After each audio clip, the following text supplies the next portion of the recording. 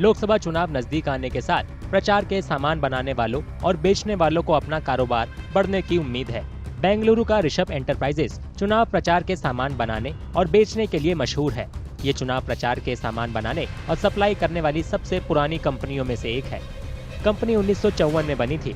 फिलहाल इसे मालिकों की तीसरी और चौथी पीढ़ी चला रही है। इसे 1960 के दशक में भारत के पहले प्रधानमंत्री पंडित जवाहरलाल नेहरू को पेपर बैच और कैप जैसे चुनाव सामान उपलब्ध कराने का गौरव हासिल है। This is one of the oldest shops that's been dealing in election publicity materials.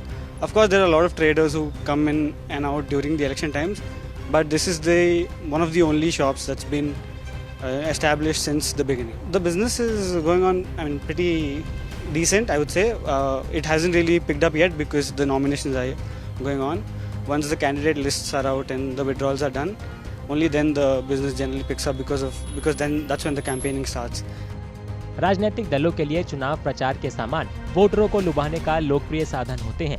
ये दुकान कई राजनीतिक दलों की जरूरतें पूरी करती है। इसके ग्राहकों में कई विधायक, सांसद और केंद्रीय मंत्री शामिल हैं। हालांकि उनका मानना है कि इलेक्ट्रॉनिक मीडिया प्लेटफॉर्म पर दिए जाने वाले एड्स कुछ हद तक उनके कारोबार पर असर डालते हैं। फिर भी उन्हें चुनाव प्रचार सामानों के काफी ऑर्डर मिलते हैं। We have flags, we have mufflers, we have caps, we have t-shirts, we have buntings and many more. Whatever the customer asks us to do, we get it done. So now the Lok Sabha elections are coming.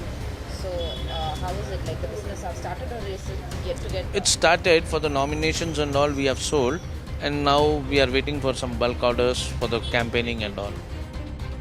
Lok Sabha चुनाव के लिए 19 अप्रैल से 1 जून तक 7 चरणों में voting होगी। वोटों की गिनती 4 जून को होगी।